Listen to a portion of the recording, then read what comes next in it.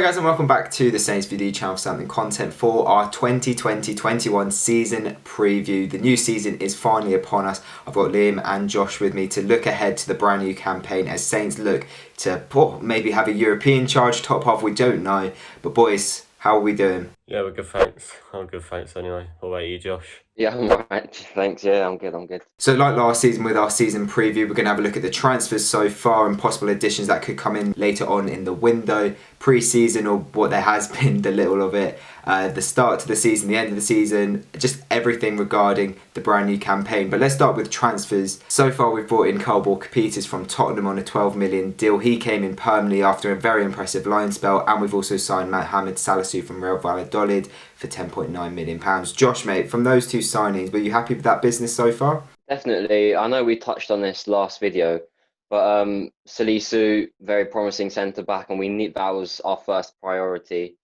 because we were leaking so many goals last year. And it's good that he's coming now, solidify the defence, and also right back Kyle Walker-Peters. He's been fantastic, one of our best players since lockdown.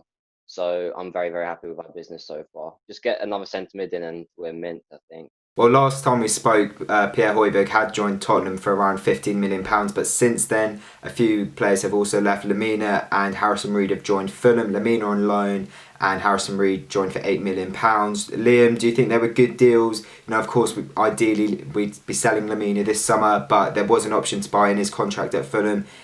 Are you happy with the business, and do you also think that was right to let go of Reed? Yeah, I think Reed wasn't really going to get the first team opportunities that he's going to get at Fulham here. And Lamina's a great deal as well. I think it's 3 to 4 million up front for the loan.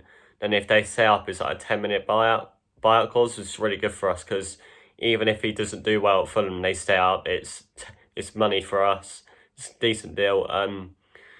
No, I'm very happy to get rid of him. Really, he's a great footballer on his day, but his attitude is not for us, and we really need to get a replacement now. Yeah, absolutely. Well, Josh touched on it there. I think the only player that we're waiting for now is a midfielder, of course. Weston McKennie has joined Juventus, so he won't be joining. Olivier Ntcham from Celtic doesn't look like that's going to be happening either. We haven't been linked with too many midfielders over the last couple of weeks, or at least from reliable sources, so that's a bit of the unknown. But Josh, if it came to it, and it looks like it will at least for the first game or first two games of the season, would you be starting Aura Romeo next to James Ward-Prowse until the January window if we couldn't get an addition now?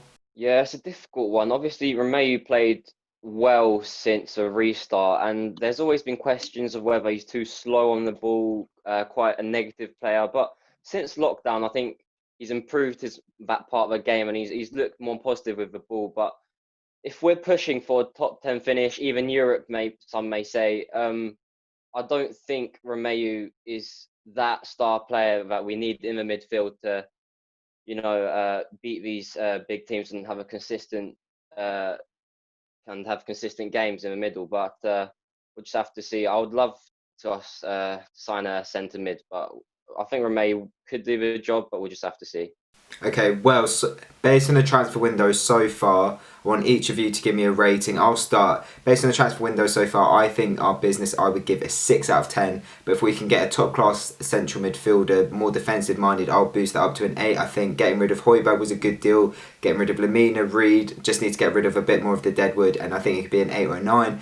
At the moment, I'm going to keep it at a 6. We have signed in areas that we needed improving, but we're still waiting for that midfielder. Josh, what would you give it as a rating so far? I'd say around 6.5 to a 7, but obviously so far it has been a good window. We still do have roughly a month and a bit left, maybe near 2 months actually, left of the window. So obviously there's still lots of time to get that Højbjerg replacement. But yeah, as you said, Dan, it's been good business from us to let Lamina, Reed and Højbjerg go. So I'd give it a solid 7, I think, so far. What about you, Liam, mate? I think I'm going to agree with you, Dan. A solid 6. Cole, Peter and Salisu was really good additions, but I think we'll boost up to a 9 if we get a midfielder and get rid of Hoyt and Carrillo and maybe get Gunn out on loan, because it looks like Forster's going to be our second keeper. So get rid of the Deadwood, get a new centre mid, and I'll boost up to a 9. I think we've done well. Well, let's move on to pre-season, a very, very brief topic. Saints have so far, at the time of us recording, played one pre-season friendly. That was a 7-1 win over his championship side Swansea across two 60-minute games. It was 2 goals from Ings, Redmond scored, Adams scored, Bertrand scored, and James Ward-Prowse got on 2 as well. The under-23s have had a few friendlies against championship sides. They lost 3-1 to Coventry the other day at St Mary's. But starting with you, Liam, mate, what were your thoughts on that Swansea game? Obviously, the result is very, very pleasing. But would you feel a bit more comfortable having another pre-season friendly at least ahead of the first game against Palace? Or do you think, given the fact that it's such a short turnaround between the end of last season and the start of this one friendly is probably enough? Yeah, I kind of agree there. I don't think one friendly is enough for me, even though we did win so convincingly. Other teams have had like 3 or 4 friendlies, and we, as a club, we don't really. We're so behind closed doors. It's unbelievable. Like you don't really know what's gonna happen and stuff like that. 1 minute is you're just having a normal day. Next minute they're going, "Oh, we won 7-1." It's like what? Where's that come from? Obviously it's a great result against Swansea, but we do need another friendly. But it's not gonna happen because too many of our players on an international break, and they'll basically be playing the under-23 sides again. Yeah, well, that's a very good point. But let's look ahead to the start of this season. Our fixtures have been released. So we start off with the trip to Crystal Palace, which actually, to be fair, is a very good start, I think, given the fact that we've won there the last 3 visits.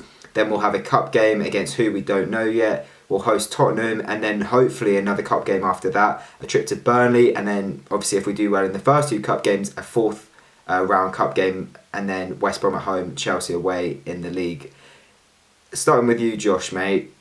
When the fixtures first came out, what did you think of those first 6 league games? Did you think that possibly, or 5 league games, sorry, did you think that was a promising start, or do you think it's a bit tough? I thought it was all right. I mean, especially compared to someone, if you look at West Ham's first few games, the fixture list for them, it's just ridiculous. So very, very glad that we didn't have a fixture list like them. But I mean, it's a mixed bag, isn't it? So I'm feeling quite confident for the first game against Palace. We have a good record, as you said, Dan, at Selhurst, and on our day we can beat teams like Tottenham, as you saw last year. So I'm quite excited. I'm looking forward to it. I think we'll do all right.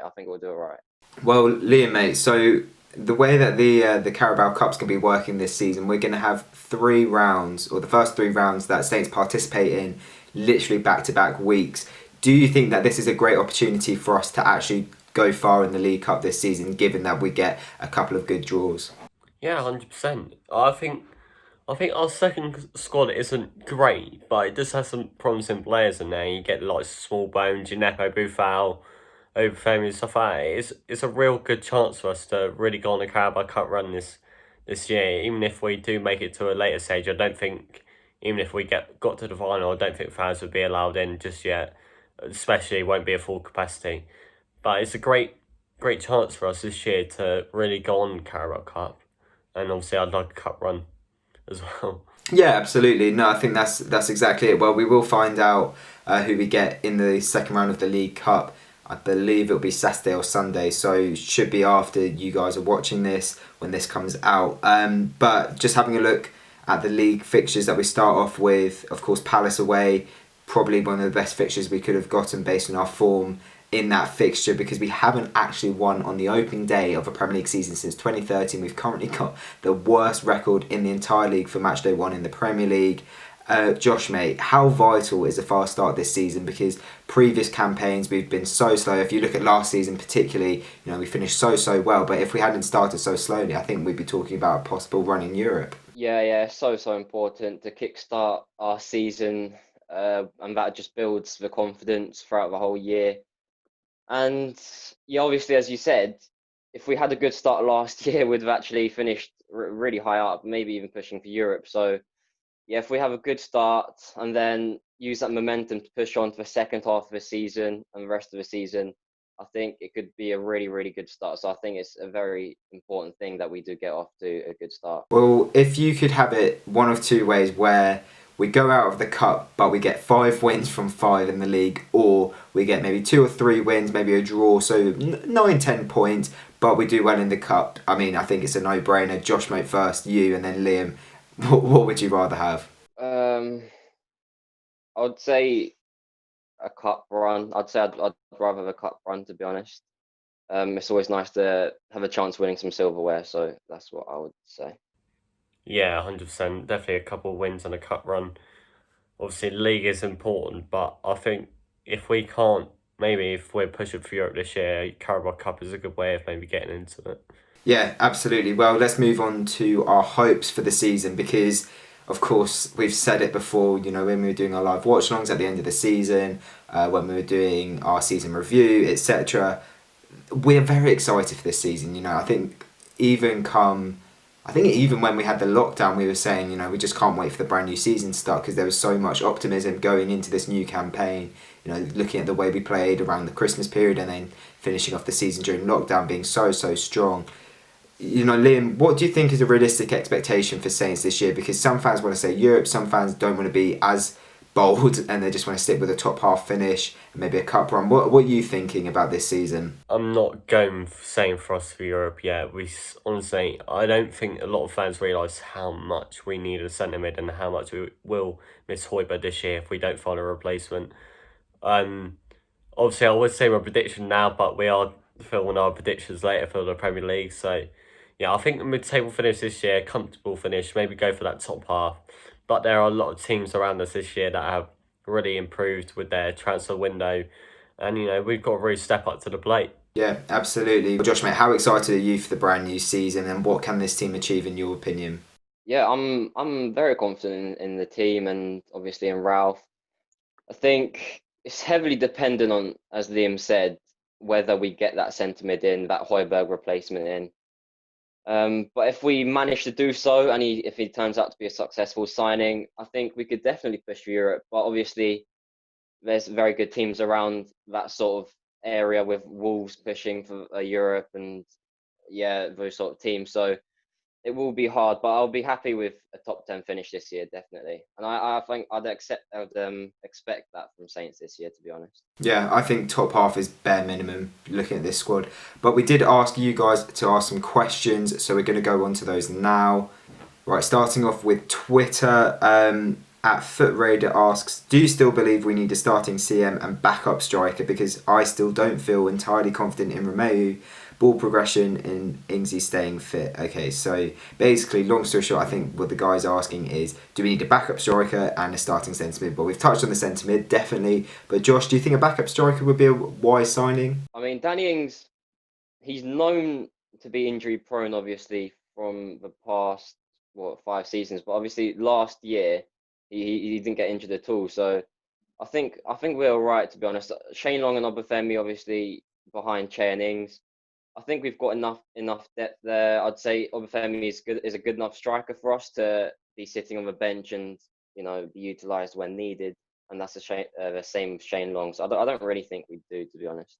Yeah, yeah, agreed. Well, then next up, Ahmed Bisay asks, who do you think will be Saints' breakout player this season? I'll hand that one to you, Liam. Oh, that's a great one. I really like the of Will Smallbone. I think we'll see him a lot this season. I think he could even be our new Højbjerg. You never know.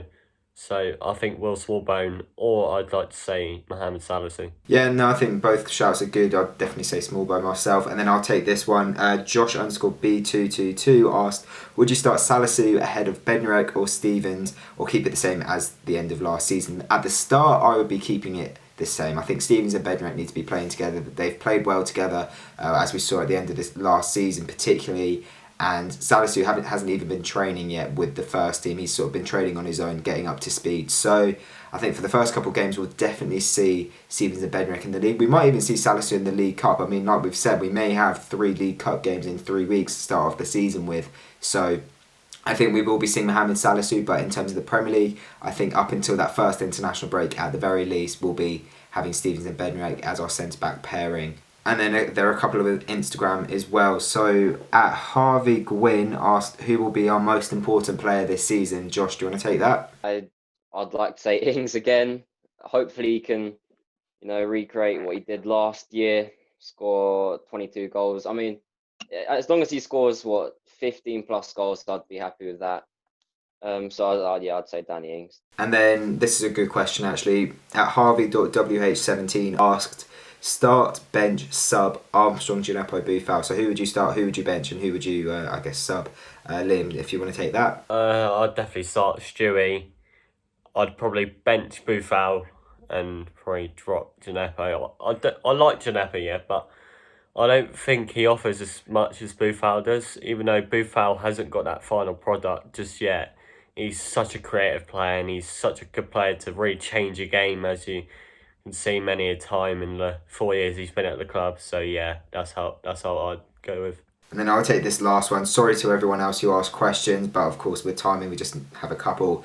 C.Pagham, I think that's how you pronounce your surname. Can we challenge for Europe? Yes, absolutely we can. We can definitely do what Leicester did last season. I'm so confident that we can do it. I'm not going to get carried away, but yes, absolutely. If we start properly and we actually start with a couple of wins this time and not dick about, then I definitely think we'll be getting Europe, or at least challenging for it. But that is it for the video, guys. Thank you so much for watching. If you have enjoyed it, leave it a like. Let us know in the comment section below your thoughts on the season ahead. How confident are you? Let us know your predictions for a finish, top goal scorer, etc. All of that in the comment section. Subscribe if you haven't yet already with your notifications turned on, and we'll see you very soon for another video.